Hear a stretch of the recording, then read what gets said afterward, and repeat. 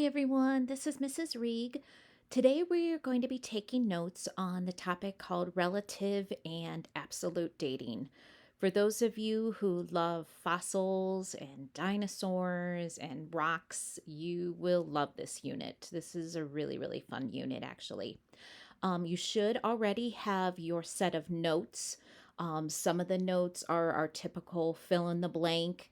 And then we also have a page. We've had something similar to this before, the concept map.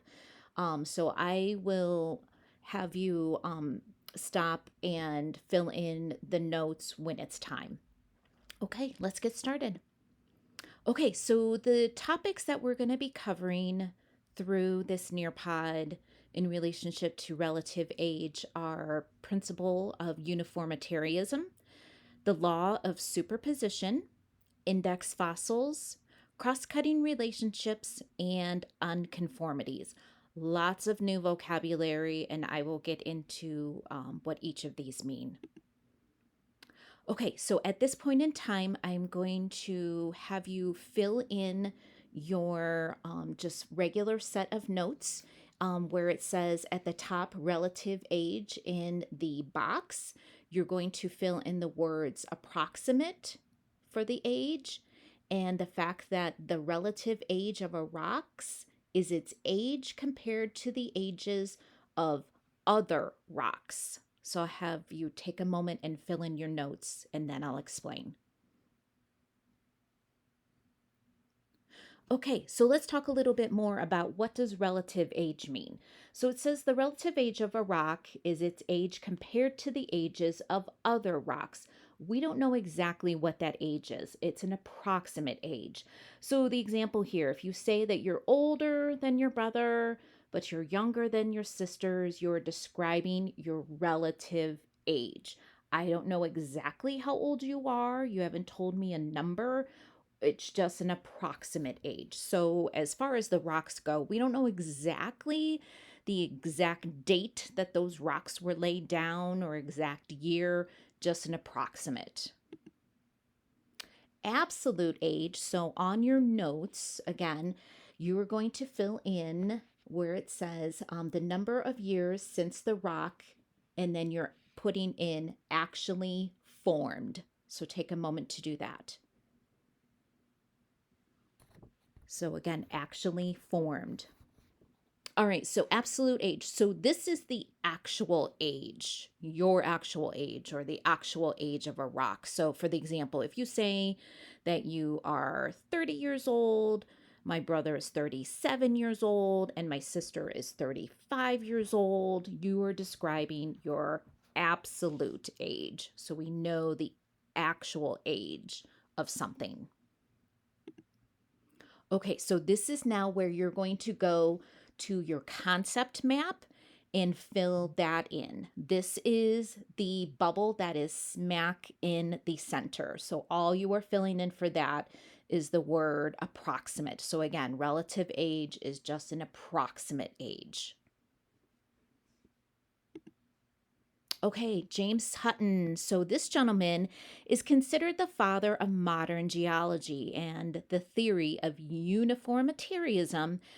He helped develop in the year 1785. He was presented a paper that was entitled Theory of the Earth. Okay, so let's talk about uniformitarianism. So when you look at the beginning of the word, you see the word uniform. So when you think of somebody who wears a uniform, like a group of people that wear a uniform, they all dress or look alike.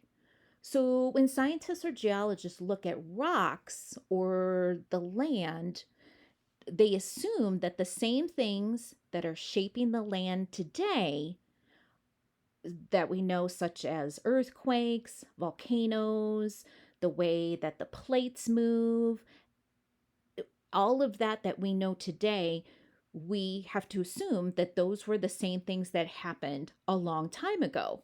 So the phrase, the present is the key to the past, helps us to explain that the things that we see today from a geologic standpoint, are key to understanding what happened millions of years ago. Okay, so on to the slide for your concept map.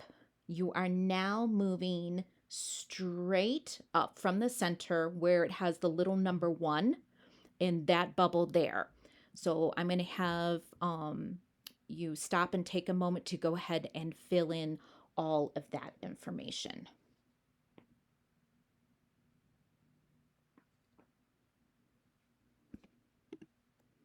Okay, number 2, the law of superposition.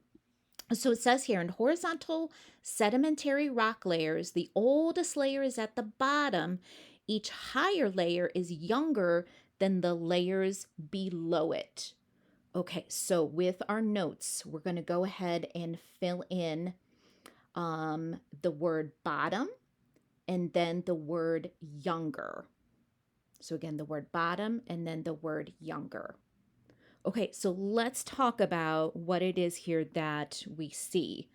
So in the rock cycle, it's important to note that it says sedimentary rock. So I want to talk about that for a minute and why it's only sedimentary rocks that we're going to see fossil samples.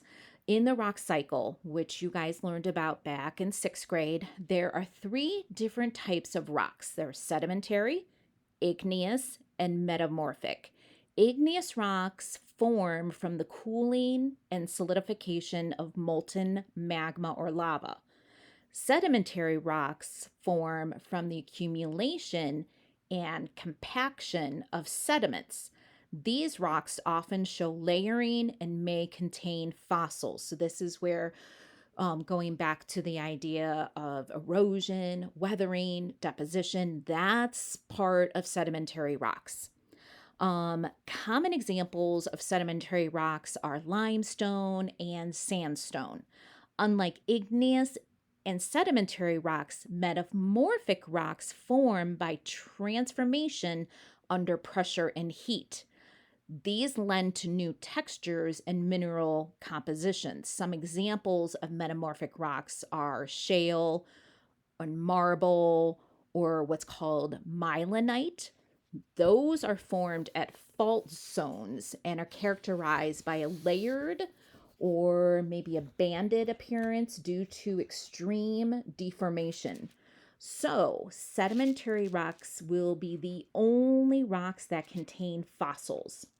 Okay, so let's take a look at this diagram at the bottom here. So we see all these different layers, 1 through 4. So when you look at the diagram of horizontal sedimentary rock layers, think of this like a sandwich. So we're going to be making ourselves a ham and cheese sandwich. The bottom layer, number 1, is the first piece of bread. Number 2 is your ham. Number 3 is your cheese. And then number 4 is your top piece of bread. So when you made your sandwich, you put it in order. So the first thing that you put down was the first piece of bread. Then came your ham, then came your cheese, and then the newest or the last thing that you added to your sandwich was that top piece of bread. So here in the diagram shows the layers of sedimentary rock. Layer 1 is the oldest layer because it is at the bottom. Think of this as we're looking at a side view of a big chunk of rock and we see these different colored layers. The oldest will always be at the bottom, while number 4 at the top will always be the youngest. Okay, let's get into some important vocabulary. So back to your notes where it says extrusion. So this is where lava that hardens on the surface, an extrusion is always younger than the rocks below it. So on your notes, you are writing in the words surface and younger. So again, surface and younger. This is where it says extrusion. So let's talk about that a little bit. And this is really kind of a cool picture. It almost looks like a slide in a way, like they could just jump down and slide all the way down. So what is happening here? So when you think of the word extrusion, think of the word um, exit. Think of like on the outside of something. Think of the word exterior. So when you think of the word exterior, think about the outside of maybe your house or your apartment that you live in. Extrusion is the lava that hardens on the surface. So all of this here that almost looks like a slide in a way is lava that has hardened. This rock down below, or this dirt area down below, was already there. There was some sort of volcanic eruption. The lava was flowing, it hardened, and is now hardened on the surface. So we see it. Okay, different is intrusion. So onto your notes again, towards the bottom where it says intrusion. This is an igneous rock layer formed when magma hardens beneath the Earth's surface. An intrusion is always younger than the rock layers above and below it. Okay, so on your notes, you're going to fill in a couple of words. So you're filling in the word beneath, above, and below. So again, beneath, above, and below. Okay, so let's talk about that again. So intrusion. So when you think of the beginning of the word, think of the word in. So think about like the inside now of your house. Intrusion is when magma hardens under the surface of the earth. So we oftentimes cannot see it, and it's just hidden underneath the rock layers. So we look at the images here on the screen. You can see the magma that's hardened in between the existing layers. It has intruded upon the layers that were already there. So it again says an intrusion is always younger than the rock layers above it and below it, or even around it. So these lighter colored, or the red colored rocks to the right here, were already there. They already existed. So those are older. This intrusion in the center, or this dark intrusion here, that would be younger. I also like to kind of think of intrusion in an everyday sense. So think about you and your friends are walking down the hallway. Maybe it's before advisory. You have some time to kind of walk the hallways. So you're in a, group with your friends, and then all of a sudden some sixth grader comes running down through the hallway because they think they're going to be late for advisory, and they come barreling through in between you and your friends. You guys were already there in the hallway. You were already there. And then came the sixth grader barreling through in between. That sixth grader was the intrusion. They came after you guys were already there. Kind of a silly example, but I think it just always kind of helps to understand like either of these examples we see on the page. All right, at the bottom of our notes, fault. This should be a very familiar word that we have heard over and over again. Okay, it says a break in the Earth's crust. A fault is always younger than the rock it cuts through. Fault is the youngest, so we'll talk about that. Okay, so let's go to your notes, and you are filling in the words cuts through and then the word fault. So again, at the bottom of your notes, cuts through, and then in parentheses, the word fault. Okay, so let's talk about that. So a fault is something, again, we've discussed before in our unit on earthquakes, plate tectonics. It's simply a break in the Earth's crust. Think of a fault line like when we were making our ham and cheese sandwich. You've already made it. Now you want to cut it in half. That is just like a fault line. So your sandwich was already made. So those are like the older layers, but the fault or your cutting of your sandwich will be the youngest or the newest thing that has occurred. So when you look at the image on the screens here, so you can see there's light layers, there's that really dark colored band, there's little bit darker brown areas, but you can clearly see how this whole middle section has completely shifted.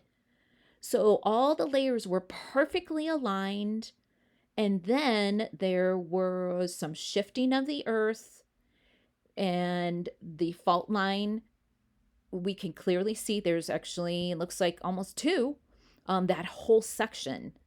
So this fault line will be the youngest. So again, if we were to say, okay, this area down here is the oldest, then this dark band would be second, this light band would be next, and on and on and on. The younger as we get higher is like as if we were stacking them.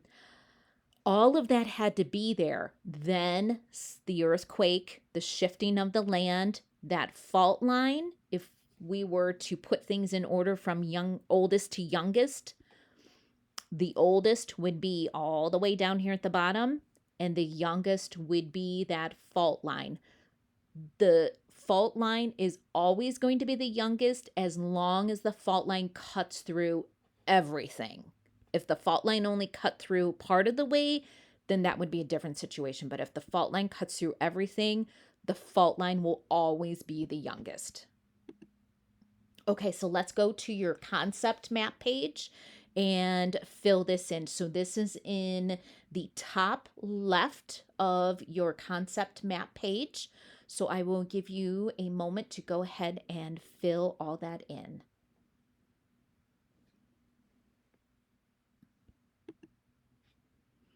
All right, let's talk about cross-cutting relationships. So there's nothing that you have to write down right now in your notes if you want to just follow along on the screen, because there's nothing in your notes that you have to write. So cross-cutting relationship, it is a rock is older than anything that cuts it, or that is older than any fracture found within it. Something has to exist before it is cut or broken. So let's talk about this. So when you look at the diagram on the bottom here to the left with the three layers, you can see that due to the law of superposition, the layer on the bottom is your oldest layer, then you have your middle layer, and then you have your top layer, which will always be your youngest layer. All of these layers had to exist. So now let's look at the one on the right, the same layers. All of these different brown colored layers had to already exist before A came into play. So letter A is most likely some sort of intrusion of some hardened magma. Again, all of those layers had to already be there before A came about. So A would be the youngest out of everything in that image. Okay, so let's go ahead and take a moment to go ahead and fill in your concept map. And this is at the bottom right-hand side. And please take the time to recreate this design right here. That will be very helpful as you study your notes. Okay, so let's talk about this recreation that you guys put in your notes. So the layers, again, are horizontally stacked on top of each other. Because of the law of superposition, we know that E, which is at the bottom, is the oldest. Then layer D, layer C, layer B, layer A. So if we're only looking at E to A, E is the oldest, and then A would be the youngest. But then all of a sudden, we have this intrusion of letter F. So all of these layers, E through A, had to already be there. Then came the intrusion of F. So as far as putting these in order from oldest to youngest, oldest would be E, D, C, and then would be F, because F is only going through E, D, and C. Then we have B, and then we have A. You can look at it that way as an option. There's another way to look at it because we're not absolutely certain.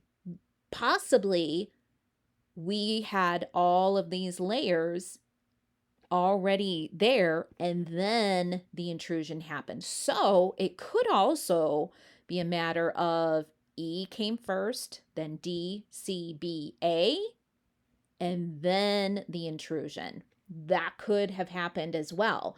And possibly the intrusion just stopped before layer B. So honestly, two ways to look at that.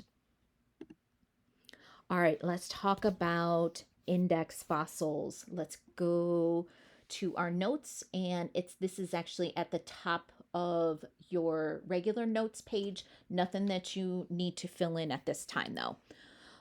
All right, there's a couple of things that are really important to understand when talking about index fossils. Index fossils are another great way for scientists to relatively date rock layers. In order to be considered an index fossil, you have to meet two criteria, and that's here in the notes. You have to be widely distributed, which means that the fossils are found in a bunch of places all over the world. I don't know if you remember back when we did that Pangea, when we had all those little pieces of our continents and we were coloring with our colored pencil areas that we saw different types of fossils. We saw them in South America and we saw them in Africa. Maybe we saw them in North America, Europe, and in Asia. So widely distributed. The second thing that's important to know with index fossils is that they existed only briefly. So just for a short period of time, and then there must have been some sort of extinction. So if you look at the dinosaur fossil bone in the image here, the dinosaur, it says here, may have existed anywhere from 65 million years ago, as young as that, to as old as 225 million years ago. That's a big range. The dinosaur may have existed during that time, so if you are digging in that area, you know the approximate age of the rock layers that you're digging in, and say you come across this fossil, then you can assume that the dinosaur fossil will also be within that time frame of anywhere from 65 to 225 million years old. Okay, so now you're going to go back to your concept map at point number 3, which is in the bottom left-hand corner. So take a moment and fill in your concept map. Okay, so now we're going to watch a short video helping to explain how, again, we can use index fossils to help us relatively date rock layers. So let's take a look. Okay, let's look at an example where we would use index fossils to relatively date rock layers. First, in this diagram, we have 4 rock columns from 4 different locations, and they're all labeled on the top. So these would not necessarily be places that are right next door to each other. So location 1 might be in America. Location 2 might be in Europe. Location 3 might be in Australia, and location 4 might be in Africa. Okay, so let's start out by looking at location number 1. layer A would be the oldest because it's found on bottom. Layer B would be the next oldest, and then C and D. Okay, so every layer is put down, every layer is accounted for. Now, if we look at location 2, same thing. Okay, you've got layer A, followed by layer B, followed by layer C. Okay, but there is no layer D. It's missing. There's a gap in the rock record. So in Europe at location 2, some sort of event happened, probably pretty recently, that caused that material where layer D would have been right here. Okay, layer D probably was deposited and put down, but the material was just eroded away over time. Okay, so there's no layer D at location number 2.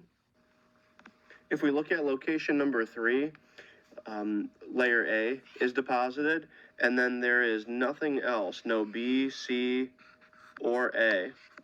Nothing's deposited anytime after layer A is put down. So again, there's some sort of event that took place here in Australia that eroded and took away that rock evidence. You know, probably a glacier or some other sort of geologic event that would have eroded the material.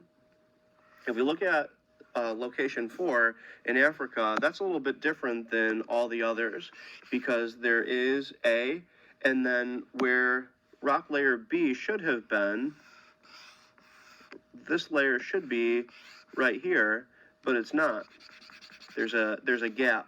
So layer A was put down in Africa, A was put down, and then B was put down, and the rock layer B was eroded, and then C and D were put down on top of it. So we can use index fossils to relatively date rock layers and the stuff that we find in those rock layers. On the left-hand side here, I'm going to just make something up. I'm going to just, for the sake of this example, say that right here, between going from layer B to layer C is 10 million years, and then to go from B to A, that was 30 million years ago. Okay, so you know that everything that you find in this B layer is between 10 and 30 million years old. Okay, so when you go over here to location 4 in Africa, even though there isn't a layer B, you can use layer B to relatively date the ages of these rock layers. Okay, and here's how you would do it. Okay, 30 million years ago is the time that we transitioned from layer A to layer B. So that was right here. Everything beneath where I'm drawing this arrow here has to be older than 30 million years. Everything above it that happened more recently has to be younger than 10. Okay, because this is where rock layer B would go. It would go right here. Okay, so everything underneath it has to be older than it. Everything above it had to have been deposited and put down more recently. All right. So let's move on, guys.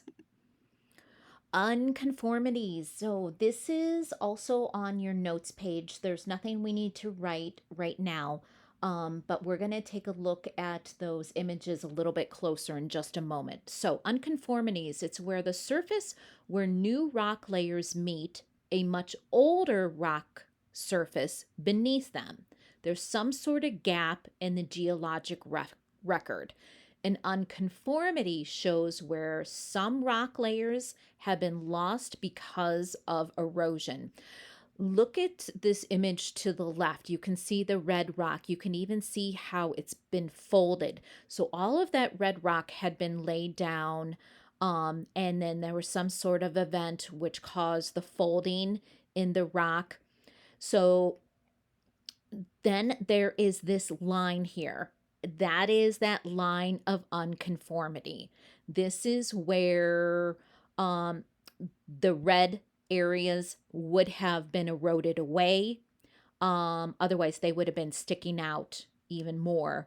They would have been eroded away. And then this line of unconformity is where the line is drawn basically to represent new rock.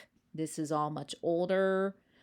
There was erosion and then new rock. Let's take a look. This is the same images that are on your notes. Let's talk a little bit more specifically about what's going on. So in the first image here, it says sedimentary rocks form in horizontal layers. You can see how they're nicely all laid out. In the second image below here, you see how some of the plates have shifted, the land had moved. Over time, the rocks begin to fold. Then, after that folding, up here in image number 3, you see over time the rock has been eroded away. Some of it is completely gone, has disappeared. Eventually, over time, then you see in that last image a new layer is being put down. So, what that means by unconformity is that when you look at that white line here where it says unconformity in image 4, this is where new rock has been laid down. So again, when we go back to that definition of the surface where new rock layers meet much older rock surface beneath them, so this is what we're talking about right here. So when you see this very, very almost like black layer, how it had folded and eroded away, that rock layer, when you look at image number 1, that was like almost smack in the middle. That is very old compared to this newer rock that was laid down. So that's what they're talking about when they say that old rock will meet and be laid down next to newer rock. Okay, so now you're going to go to your concept map, and this, you are now filling in the last part. So this is in the bottom center. So you're going to filling in the words unconformities. There's a gap in the rock record, and this is due to erosion, not due to weathering, but due to erosion. All right, guys, so we are going to take some time to practice putting the rock layers in order from youngest to oldest. So what I'd like you to do is to take your notes page. You have lots of room underneath that word unconformities, not the concept map page, but the other one. You have lots of room, and I want you to go ahead. Let me put this in teacher mode. Oh, that did not work the way I wanted to. Oh, it's not looking the way that I want. Okay, so let's try this again. Let's get rid of that. Okay. When you take a look at your image here, oh, it still doesn't work. Sorry, guys.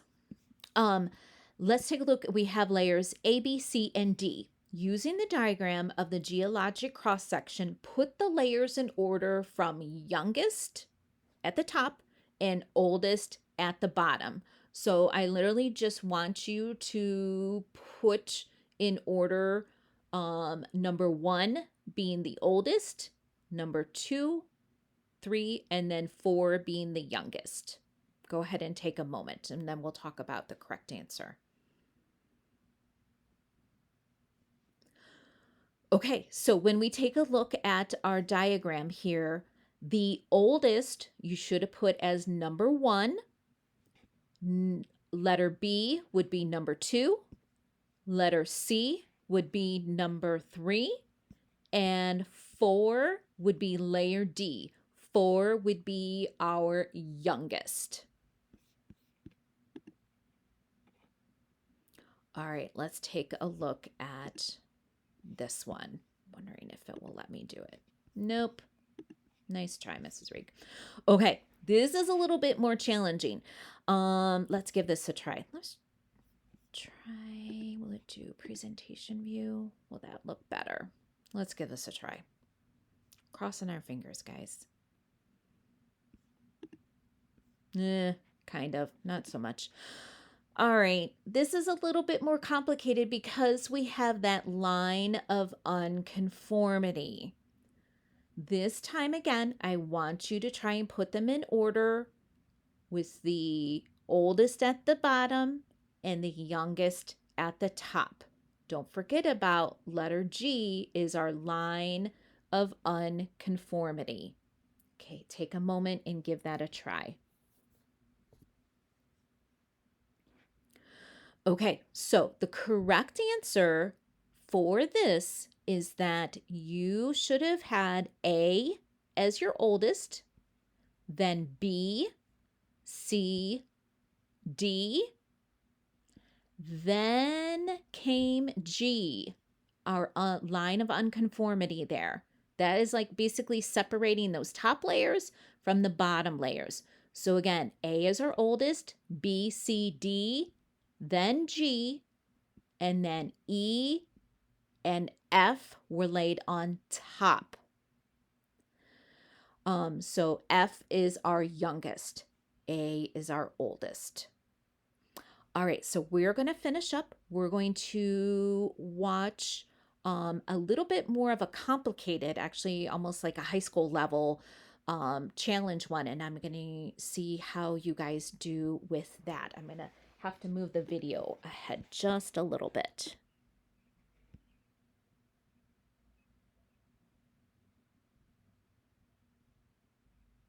Okay, here we go. I actually got this out of a high school geology workbook, but I think we can do it. I'm going to circle these in the order that they happen. Okay. Now, to start out with, this is just straight superposition. So I'm going to do oldest at the bottom and then youngest at the top.